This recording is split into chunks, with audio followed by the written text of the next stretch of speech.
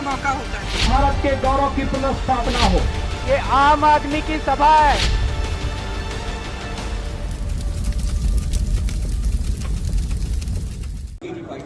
Bharatiya Janata party का सफाया पहले चरण में ही जनता ने कर दिया, पूरा सफाया हो गया इस बार। 10 मार्च को और उससे बेहतर आप जानते होंगे जो परिणाम 10 मार्च को आना था, पहले चरण ने 10 फरवरी को ही वो परिणाम दे दिया। और अधिकारियों ने स्टोरेज कर लिए थे ऑक्सीजन के सिलेंडर। कौन नहीं जानता ये बातें?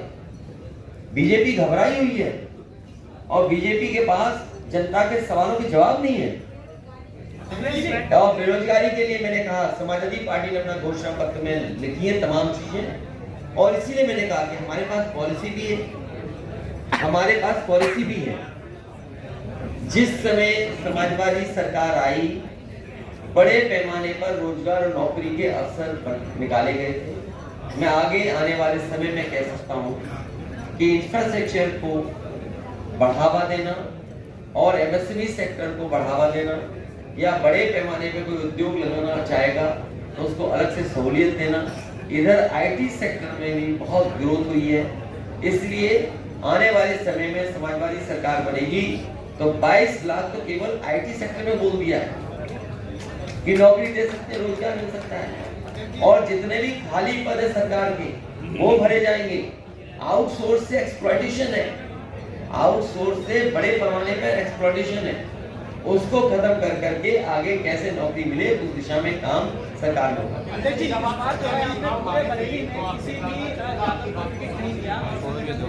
नहीं लड़ रही होती तो बताओ उनकी रैली फेल। बीजेपी की रैली भी फेल हो गई, थैली भी फेल हो गई इस बार, क्योंकि जनता चुनाव लड़ रही है।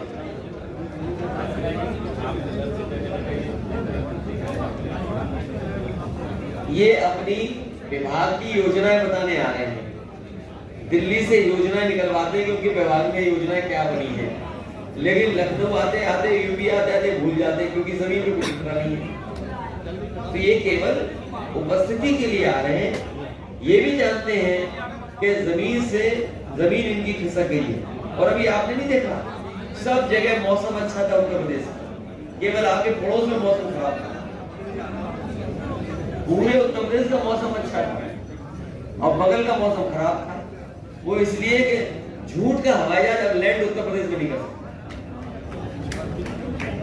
और जब से ममता जी आई है, इनको बंगाल की हार याद आ गई। जब से आदरणीय ममता जी आई है, साथ दिया उन्होंने, आह्वान किया कि इनको तमाम चीजों के लिए माफी मांगनी चाहिए। हाथरस जैसी घटना के लिए माफी मांगनी चाहिए, जो किसान शहीद है उसके लिए माफी मांगनी चाहिए, जो उत्तर प्रदेश में बहनें और बेटियों के साथ जो घटना हुई उसके लिए माफी मांगनी चाहिए। अब हमारे मुख्यमंत्री नई चीज कह रहे हैं, जाने कौन कौन से प्रदेश से तुलना करते हैं बताइए। इनका देखिए कहां खड़े हैं ये लोग। जो नीति आयोग देता है आंकड़े, उसमें सबसे फिसड्डी उत्तर प्रदेश है, सबसे फिसड्डी उत्तर प्रदेश। और कहां कह रहे हैं कि इस प्रदेश को क्या बना देंगे। और याद रखना, जिनके परिवार नहीं है वो परिवार वालों का दुख दर्द नहीं समझ सकते।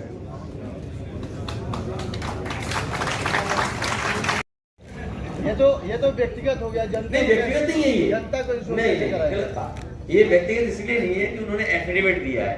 और जहां तक कानून व्यवस्था की सवाल है, समाजवादी पार्टी ने कहा है कि 100 नंबर से लेकर के पुलिस के अच्छा काम करने के लिए जो इंफ्रास्ट्रक्चर दिया वो समाजवादी पार्टी की देन है।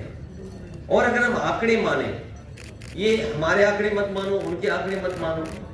अभी कुछ दिन पहले बीबीसी ने एक स्टोरी की, क्योंकि बीबीसी का नाम भी नहीं लेना चाहिए क्योंकि आप सब एक न किसी पत्रकार, किसी न किसी एजेंसी से हैं, आप भी उतने ही निष्पक्ष हैं जितना और कोई चैनल निष्पक्ष है।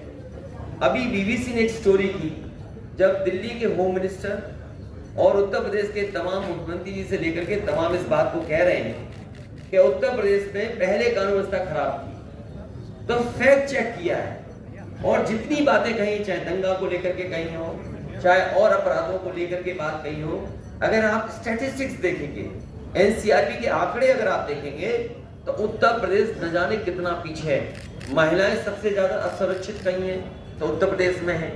महिला आयोग को जो देश में शिकायतें पहुंची हैं, जो देश की शिकायतें पहुंची हैं, उसमें 50% केवल उत्तर प्रदेश से शिकायतें पहुंची हैं। कस्टोडियल डेथ सबसे ज्यादा यूपी में है। जो नेशनल ह्यूमन राइट कमीशन है उसने जो नोटिस दिए वो सबसे ज्यादा उत्तर प्रदेश सरकार को दिए हैं। फेक इनकाउंटर पे सबसे ज्यादा नोटिस मिली हैं। तो ये तमाम चीजें हैं जो बीजेपी स्वीकार नहीं कर रही है। मैं तो कहता हूं कि एनसीआरबी का आंकड़ा तो मानोगे, और आपने सरकार को क्या किया इतने दिनों में? जो हमारे 100 नंबर थी उसको बर्बाद कर दिया, केवल 112 किया, टायर तक नहीं इन्होंने बदलवाया 100 नंबर की गाड़ी। अखिलेश जी, सहारनपुर में प्रधानमंत्री नरेंद्र मोदी जी ने यह कहा है कि मुस्लिम बहु बेटियों का उनको पूरा समर्थन मिल रहा है, जिस वजह से जो विपक्ष है उसके पेट में दर्द हो रहा है।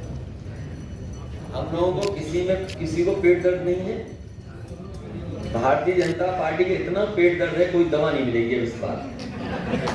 अखिलेश जी, आप अकेले पार्टी में एक ऐसे नेता है जो आप घूम रहे हैं, दूसरा कोई नेता पार्टी का क्यों नहीं उतरा? मैंने आपसे कहा बीजेपी कर रही है वर्चुअल रैली, हमारे कार्यकर्ता कर रहे हैं फिजिकल रैली, और जनता इनका तिरस्कार कर रही है, वापस भेज रही है।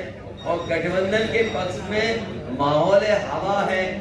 400 सीटें भी गठबंधन जीत सकता है।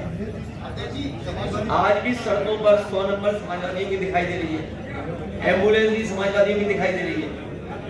Hey there. Subscribe to my channel. And also press this bell icon. So you never miss any new updates, cause whenever we upload new video you will get a notification on your phone.